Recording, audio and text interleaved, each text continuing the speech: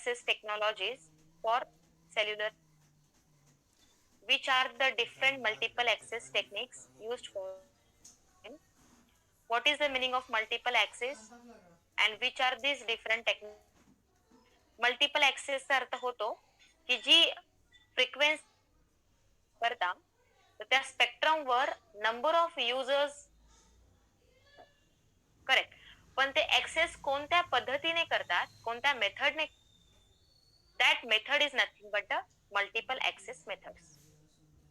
Multiple access, मल्टिपलचा अर्थ होतो many, many of the frequency spectrum in different ways, different and those methods are nothing but the multiple access technologies. So multiple access technologies आपण का वापरतो? To the frequency spectrum efficiently. समजून घ्यायचं आहे की काय होतो.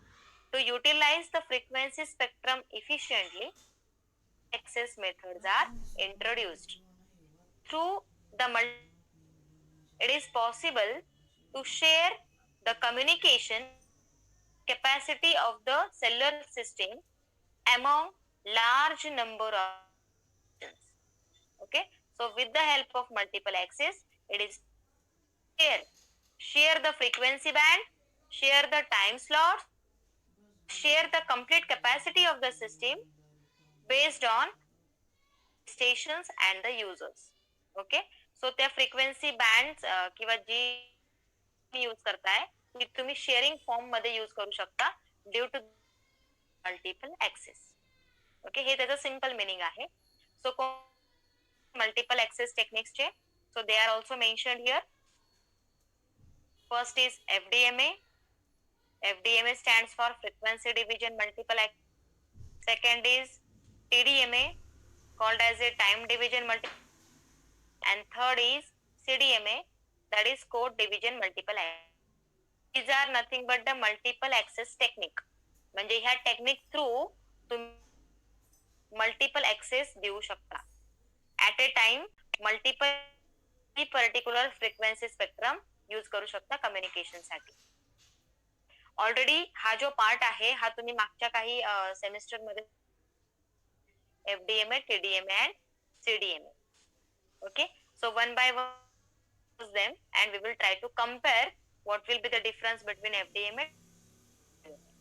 Okay, FDMA, frequency division, the name itself tells, for having a multiple x we have to divide the frequency. Frequency division म्हणजे इथे फ्रिक्वेन्सी डिवाइड करायची आहे to multiple users. In FDMA, the average bandwidth is shared by all the stations. All the users असं म्हणू शकता.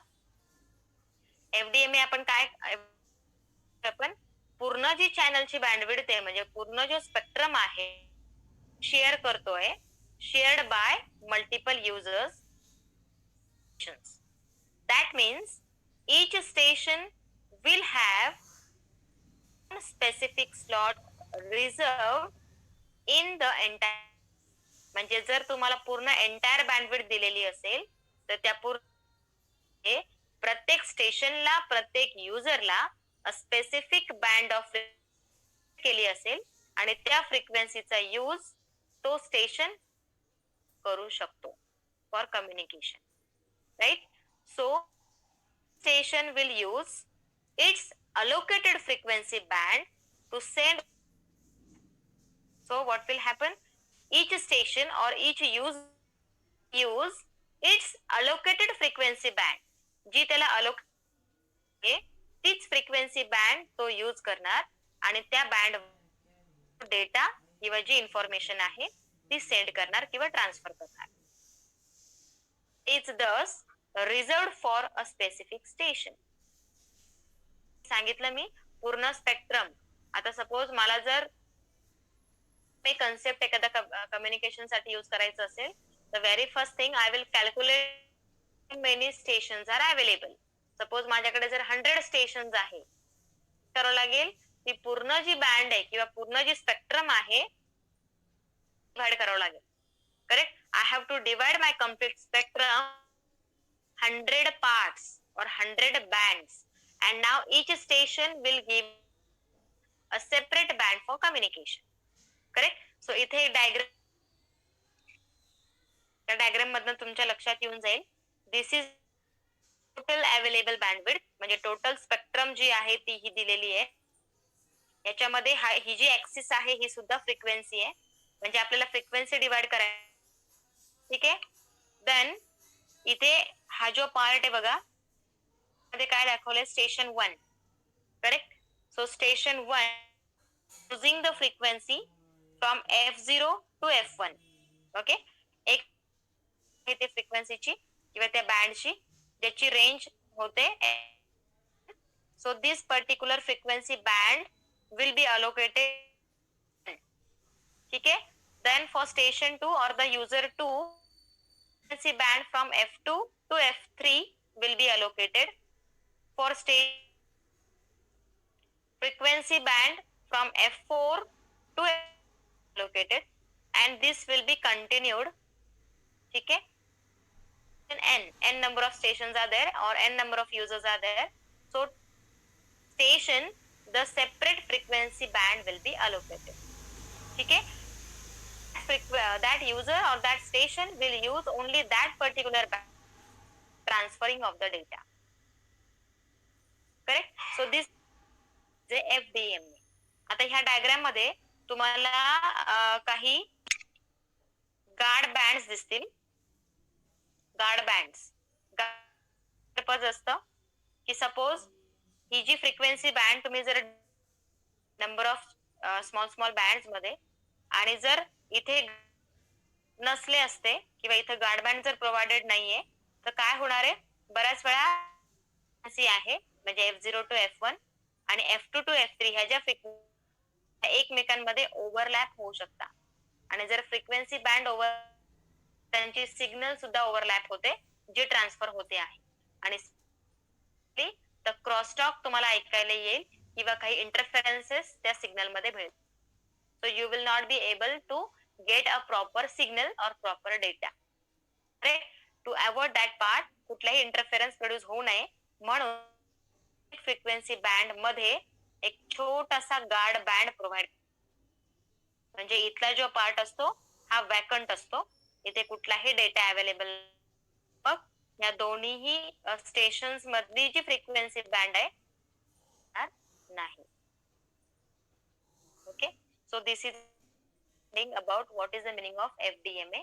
Frequency division multiple access मध्ये आपण फक्त पूर्ण फ्रिक्वेन्सी स्पेक्ट्रम डिवाइड करतो नंबर n नंबर मध्ये. n नंबर कशावर डिपेंड आहे, तर किती स्टेशन किंवा किती युजर्स अवेलेबल आहे. जसं की मी सांगितलं, सपोज n इक्वल टू 100, मला ही पूर्ण बँड जी आहे ती 100 पार्ट्स मध्ये डिवाइड करावं लागेल, आणि फ्रिक्वेन्सी बँड असेल तो त्या पर्टिक्युलर एका स्टेशनला किंवा एक. Okay.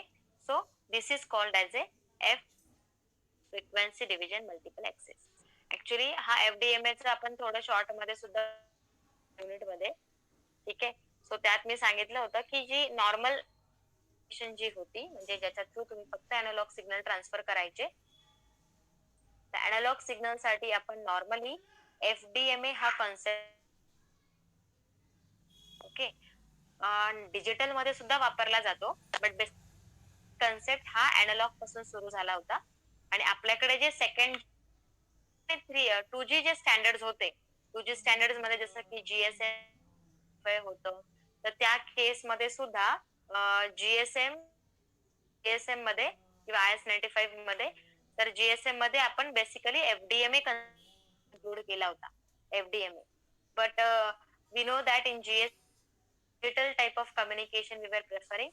For digital also we FDMA first, and later on in GSM we started making TDMA also, but basically analog हा FDMA हा कन्सेप्ट जास्तीत जास्त वापरला जातो. ठीक आहे.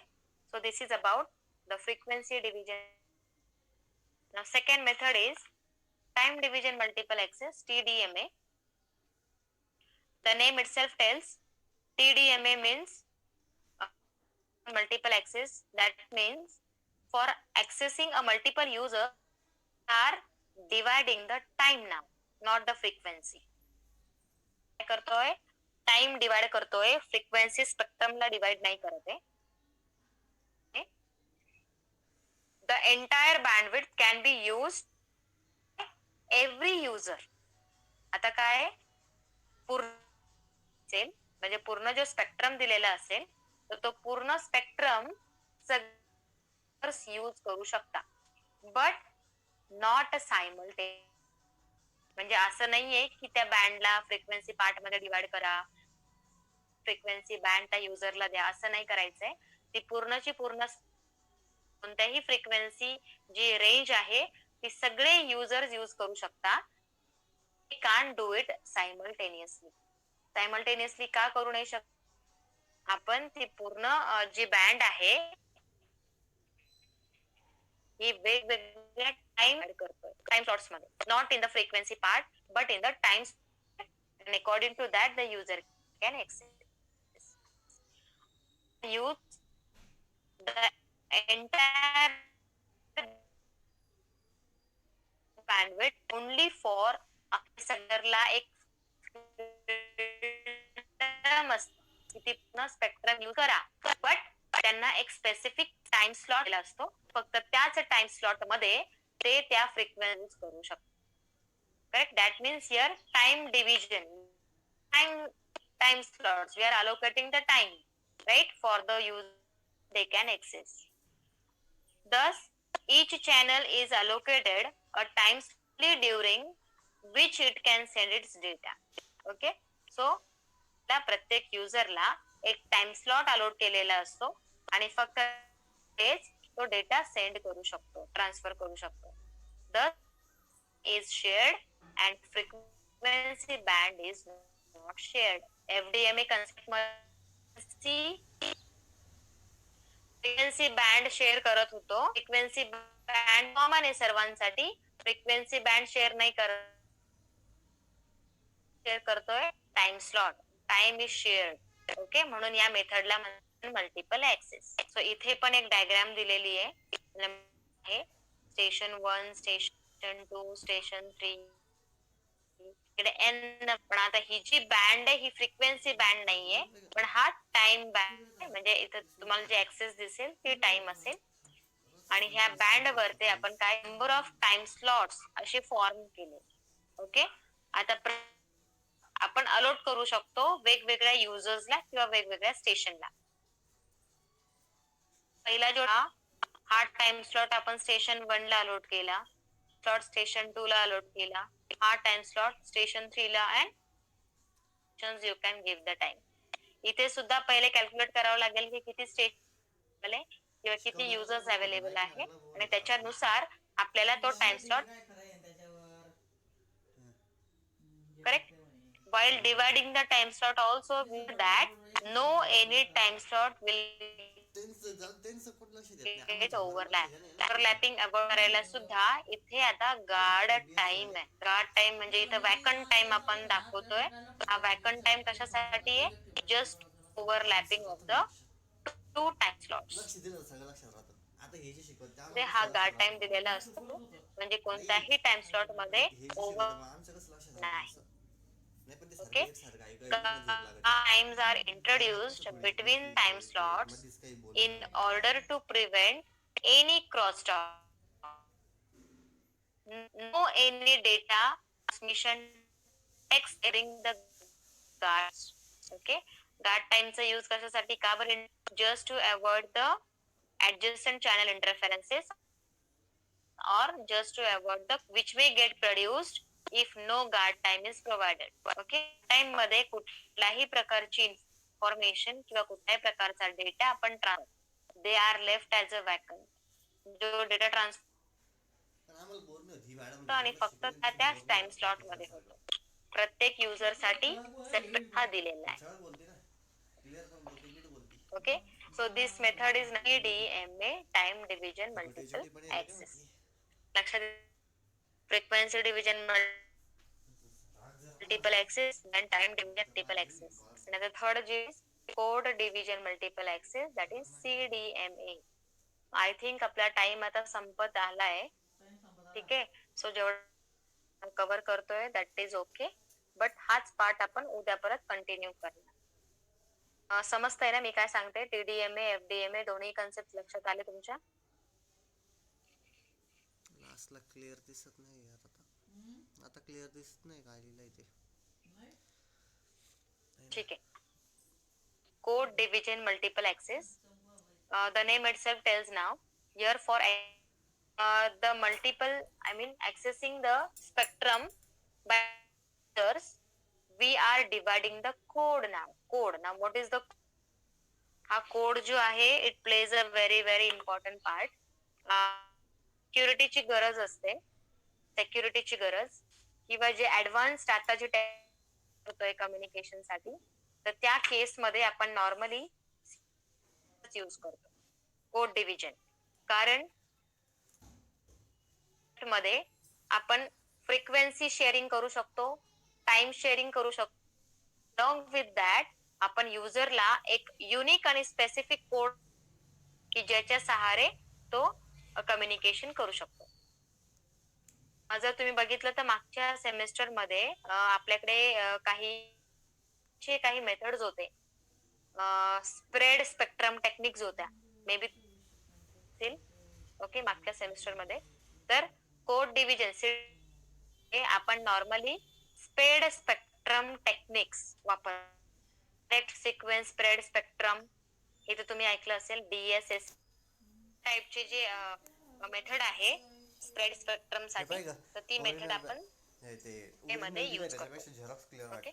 In CDMA more user is allowed to share a channel or the की म्हणजे इथे पूर्ण चॅनलला पूर्ण स्पेक्ट्रमला तुम्ही ऑब्विसली शेअर करू शकता करण्यासाठी with the help of direct sequence. आपण डार्क किती दिसत ते शेअरिंग साठी आपण काय यूज करतो? स्प्रेड असं म्हणतोय मी यूज करतो. आता हे काय आहे थोडं थेरॉटिकल, तुम्ही पण रीड करा. तर तसंही मी तुम्हाला in CDMA each user is a unique code sequence or it is called as a CDMA मध्ये आता आपण प्रत्येक युजरला एरियामध्ये जेवढे नंबर ऑफ युजर्स असतील तेवढ्या युजर्सला एक युनिक कोड देतो.